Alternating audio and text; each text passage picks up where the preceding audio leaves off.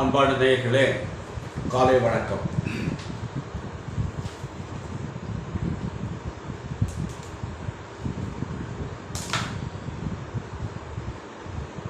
பாலினிந்தூட்டும் தாயினும் சாலப் பறிந்து பாவியேனுடைய ஊனினை உருக்கே உள்வொளி பெருக்கி உலப்பிலா ஆனந்தமாய தேனினை சொரிந்து புறம் புறம் தெரிந்த செல்வமே சிவபெருமானே, யானுனை தொடர்ந்து சிக்கனப் பிடித்தேன் இங்கு எழுந்து அருள்வது இனியே.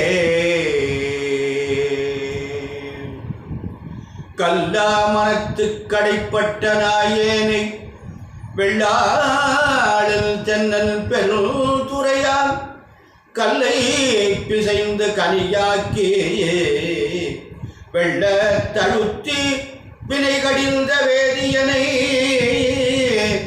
தில்லை நகர்புக்கு சிற்றம்பலம் என்னும் ஒல்லை விடையானை பாடுதுங்கான் அம்மானா. ஒல்லை விடையானை பாடுதுங்கான் அம்மானா.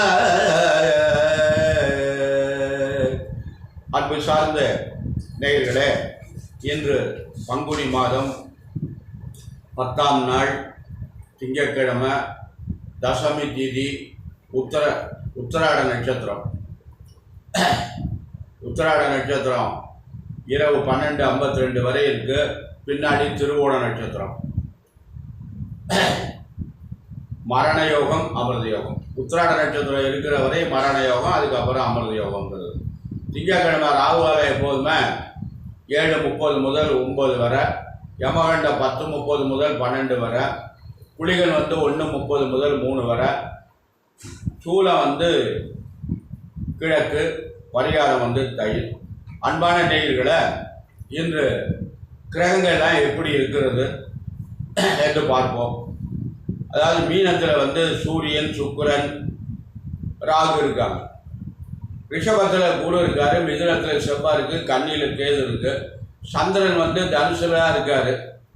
அந்த உத்திராட நட்சத்திரம் வரை இதில் இருப்பார். அதுக்கப்புறம் திருவோணம் வந்தால் மகரத்துக்கு போயிடுவார். அடுத்து சனியும் புதனும் கும்பத்தில் இருக்காங்க. இதுதான் இன்றைக்கு கிரகங்களுடைய அமைப்பு. இன்று இந்த ராசி பலன்கள்லாம் எப்படி இருக்கிறது என்று பார்ப்போம். அதாவது மேஷராசி என்பவர்களை உங்களுக்கு குரு பகவான் 2ஆம் இடத்துல இருக்கார். இந்த குடும்ப ஸ்தானத்தில் இருக்கார். குரு பகவான் நல்ல இடத்துல இருக்கார். நிச்சயமாக உங்களுக்கு நல்லது நடக்கும். அதோட இந்த சனி பகவான் சொல்லக்கூடியவரும் அவர் எங்கே இருக்காருன்னா 11ஆம் இடத்துல லாபஸ்தானத்தில் இருக்கார். அதுவும் உங்களுக்கு ஒரு நல்ல அருமையான அமைப்பு. ஆக மிகப்பெரிய கிரகங்களான சனியும் குரு பகவானும் ஒரு நல்ல அருமையான இடத்துல இருக்காங்க. அதனால் இது ஒரு நல்ல அருமையான அமைப்பு. அன்பான நேயர்களை, நீங்கள் பொறுமையாக நிதானமாக நடத்துங்க. சித்திரை மாதம் 28ஆம் தேதி வரையும் தான் குரு உங்களுக்கு நல்ல இடத்துல இருக்கார். அதுக்கப்புறம் 2 ஆண்டுகளுக்கு குருவுடைய அமைப்பு சரியில்லை.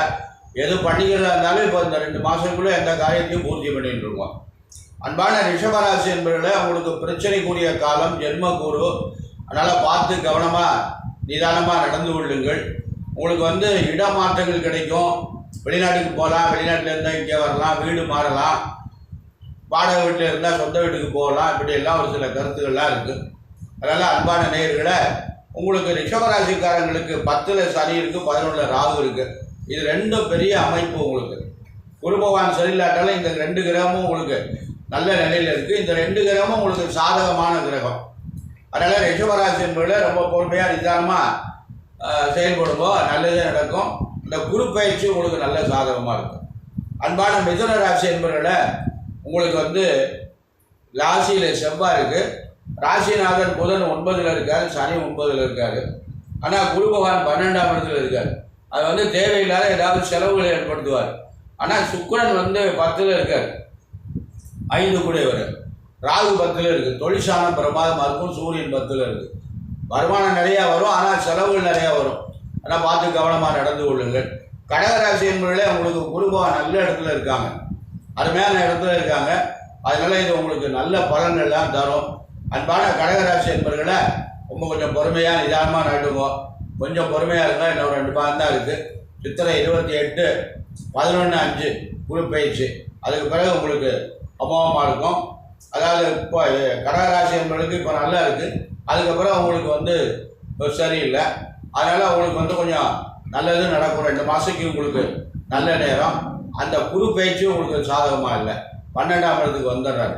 நீங்கள் எதை பண்ணாலும் இந்த 11/5க்குள்ளே அதை பண்ணிக்கிட்டு சித்திரை மாதம் 28ஆம் தேதிக்குள்ளே எந்த காரியம் பூர்த்தி பண்ணிட்டு இருக்கோம். அப்புறம் 2 ஆண்டுகளுக்கு குரு உங்களுக்கு சரியில்லை.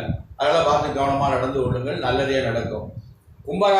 சிம்மராசி என்பவர்களை உங்களுக்கு குரு பகவான் சரியில்லை. ஏன்னா உங்களுக்கு குரு பகவான் எப்படி இருக்காருன்னா 10ஆம் இடத்துல இருக்கார். 10ல் குரு பவுசை குறைவான்னு சொல்லுவாங்க. பவுசுனா என்ன? நம்ம நிலைமையை குறைச்சி காட்டுறதுன்னு அர்த்தம். அதனால் பார்த்து ஜாக்கிரதையாக நடந்து கொள்ளுங்கள். உங்களுக்கு இந்த குரு பயிற்சி ரொம்ப சாதகமாக இருக்குது. அதனால் நல்ல நிலையில் இருக்காங்க. உங்களுக்கு மற்ற கிரகங்கள்லாம் உங்களுக்கு சரியில்லை. அதனால் உங்களுக்கு எல்லோரும் என்ன பண்ணுறாங்கன்னா ஒவ்வொருத்தரும் ஏதோ சொல்கிறாங்க, அந்த மாதிரி கொட்ட போது இந்த மாதிரியும் கொட்டாது. அதனால் பார்த்து கெட்ட பேர் வாங்காமல் நடந்து கொள்ளுங்கள். மேலதிகாரிடம் ரொம்ப ஜாக்கிரதையாக இருங்க. மக்களிடம் ரொம்ப அன்பாக பழகுங்க, நல்லதே நடக்கும். அன்பான கன்னிராசி என்பவர்களை உங்களுக்கு குரு பகவான் 9ஆம் இடத்துல இருக்காங்க, சனி பகவான் 6ஆம் இடத்துல இருக்காங்க. இது ரெண்டும் உங்களுக்கு அருமையான அமைப்பு. அடுத்து செவ்வாய் 10ஆம் இடத்துல இருக்காங்க, அதுவும் நல்ல அமைப்பு. இதெல்லாம் உங்களுக்கு ஒரு நல்ல அருமையான அமைப்புகள். அன்பான கன்னிராசி என்பவர்களா இன்னும் 2 மாதத்துக்கு உங்களுக்கு குரு நல்ல இடத்துல இருக்காங்க. அடுத்து 10ஆம் இடத்துக்கு வர போகிறாங்க.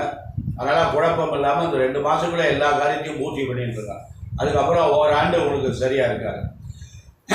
அடுத்து துளாராசி என்பவர்களை உங்களுக்கு அஷ்டம குரு 8ஆம் இடத்துல இருக்கார் குரு.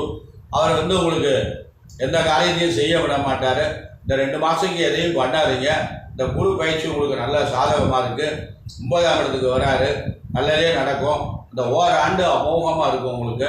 அதனால் பார்த்து ஜாக்கிரதையாக நடந்து பொறுமையாக இருங்க, அதுக்கப்புறம் நல்லது. விருச்சிக ராசி என்பவர்களை உங்களுக்கு இந்த 2 மாதத்துக்கு தான் நல்ல நேரம். அதுக்கப்புறம் குரு உங்களுக்கு 8ஆம் இடத்துக்கு வந்துடுறாரு. உங்களுக்கு விருச்சிக ராசி என்பவர்களுக்கு குரு நல்ல இடத்துல இருக்காங்க, நல்லதுதான் நடக்கும், நல்ல காரியம் பூரா நடக்கும். அவங்கவுங்க வயசுக்கு தக்கபடி தேவையான நல்ல காரியங்கள் இப்படி தான் நம்ம அதை பார்த்துக்கணும். அது நடக்கும், இது நடக்கும் அப்படின்லாம் இல்லை. அவங்கவுங்க என்ன நம்ம எதிர்பார்க்குறோமோ அந்த நல்ல காரியம் எல்லாருக்கும் எல்லாமே நடந்துருமா அப்படிலாம் சொல்ல முடியாது. கல்யாணமும் பண்ணிடலாம், வீடு கட்டலாமான்னு அதுக்கு சூழ்நிலை தெரியாத தான் பண்ண முடியும். எது முக்கியமோ அதை பண்ணணும். கல்யாணத்துக்குரிய வயசு வந்துச்சுன்னா கல்யாணத்தை பண்ணிடணும், கல்யாணம் பண்ணி வீடு கட்டணும்னா வீடை கட்டணும். இதெல்லாம் நடக்கும்.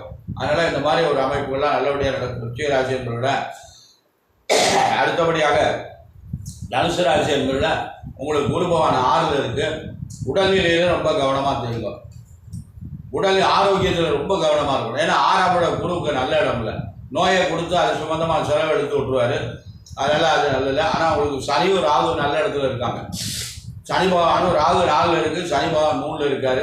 அதனால் இதெல்லாம் ரொம்ப உங்களுக்கு சனி பகவான் என்ன 1.5 வருஷத்துக்கு உங்களுக்கு நல்ல இடத்துல இருக்கார். அதனால் பார்த்து ஜாக்கிரதையாக நடந்து கொள்ளுங்கள், நல்லதே நடக்கும். ராகு பகவான் இப்போ சித்திரை மாதம் 13ஆம் தேதி வரைக்கும் பேச்சு ஆகுறாரு. அவர் பேச்சியாகி இப்போ இங்கே வந்துடுறாரு, 3ஆம் இடத்துக்கு வந்துடுறாரு. அதுவும் உங்களுக்கு நல்ல பலன். அதனால் அன்பான தனுசு ராசி என்பதில் கொஞ்சம் கவனமாக இந்த 2 மாதத்துக்கு கொஞ்சம் கவனமாக நடங்க. அடுத்து குரு பகவான் நல்ல இடத்துக்கு வந்துடுறாரு. அன்பான மகர ராசி என்பதில் உங்களுக்கு 7.5 சனி நடக்குது. இந்த 7.5 சனி இன்னும் இருக்குது, நிறைய காலங்கள் இருக்குது. அதனால் பார்த்து கவனமாக நடந்து கொள்ளுங்கள். உங்களுக்கு கும்பராசி என்பதற்கு குரு பகவான் 5ஆம் இடத்துல இருக்கார். இந்த குரு பயிற்சி உங்களுக்கு நல்ல சாதகமாக இருக்குது. அதனால் குரு பயிற்சிக்கு நல்லா இருக்குது. அது வரையும் கொஞ்சம் பொறுமையாக இருக்கும். குரு பயிற்சி குரு பகவான் உங்களுக்கு 5ஆம் இடத்துக்கு வராரு. அதனால் நல்லதே நடக்கும். கும்பராசி என்பவர்களை இப்போ எதையும் புதுசாக எதையும் பண்ணிடாதீங்க. அடுத்து மீனராசி என்பதில் உங்களுக்கு 7 நடக்குது. குரு உங்களுக்கு நல்ல இடத்துல இல்லை. அதனால் குருவுடைய பார்வை பிரமாதமாக இருக்குது. அடுத்து குரு பயிற்சிக்கும் உங்களுக்கு பார்வை நல்லா இருக்குது. ஏன்னா குரு 10ஆம் இடத்தை பார்க்குறாரு. 10ஆம் இடத்தை குரு பார்க்குற போது தொழிற்சாலம் பிரமாதமாக இருக்கும். குரு எந்த இடத்த பார்க்குறாரோ அந்த இடம் பிரமாதமாக இருக்கும். கெட்ட இடத்தை பார்த்தா கூட அந்த கெட்ட காரியங்கள் மத்தியமப்படும்.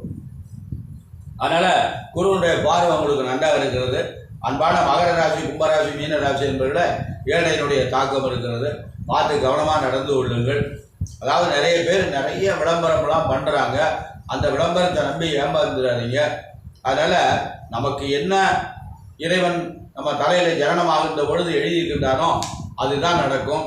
அவரவருக்குள்ள ஆயுசு, பொன், பொருள், வித்தை, செல்வம், எழில், மரணங்கள் 7 தவமுடைய பெருமதேவன் கை தொடங்கி சிவனுடைய அருளினாலே கர்ப்பத்தில் நிச்சயத்தான். இதை மாற்றி அமைக்க யாராலையும் முடியாது. கருவிலே அமைச்சுட்டான். அதாவது ஔவையார் சொன்னாங்க, தான் முன் செய்த வினை தாம் அறிவிப்பார், ஒந்தோ மறையவன் பொது வழியே வேண்டிய ஒரு தாரை என் செய்யலாம், ஊரெல்லாம் ஒன்றாய் கூடி வெறுத்தாலும் போகுமோ விதி என்று ஔவையார் சொன்னாங்க. இதெல்லாம் எவ்வளோ பெரிய அருமையான இதெல்லாம் எப்படிலாம் இருக்கிற போது நமக்கு அது நடந்துடும், இது நடந்துடும், அதை பண்ணிடணுமா. அதாவது அவங்க சொல்கிறத நம்பி ஏமாந்துடாதீங்க.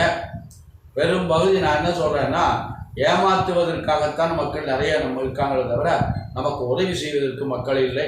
அதனால் இறைவனை நாடுங்கள், நல்லதே நடக்கும். அன்பான நேயர்களை இந்த 7.5 சனி என்று போன்ற சொல்லிக்கொண்டு என்னமோ நாளைக்கு என்னமோ நேற்று கூட ஏதோ பார்த்தேன், நாளைக்கு 7.5 சனி பேச்சு அப்படின்னு ஒருத்தர் போட்டிருந்தார். அதெல்லாம் இல்லை, 7.5 இப்போ கிடையாது. அதாவது 7/2026 தான் 7.5 சனி பேச்சு ஆகுது. நமக்கு இந்த பஞ்சாங்கத்தில் வாக்கிய பஞ்சாங்கம்னு ஒன்று இருக்குது, திருக்கணிதம்னு ஒன்று இருக்குது, சித்திரபட்ச பஞ்சாங்கம்னு ஒன்று இருக்குது. இப்படி பலவித பஞ்சாங்கங்கள் இருக்குது. நமக்கு இந்த வாக்கிய பஞ்சாங்கம் என்பது 2500 ஆண்டுகளுக்கு முன்னாடி உஜ்ஜனி ஆண்ட பட்டி விக்கிரமன் காலத்தில் மரரிஷி ஒருத்தர் இருந்தார். அவர் காலத்தில் தான் அந்த பஞ்சாங்கம் நிர்ணயம் செய்யப்பட்டது. அந்த பஞ்சாங்கத்தை ஒரு கணக்கு ஒன்று கண்டுபிடிச்சாங்க.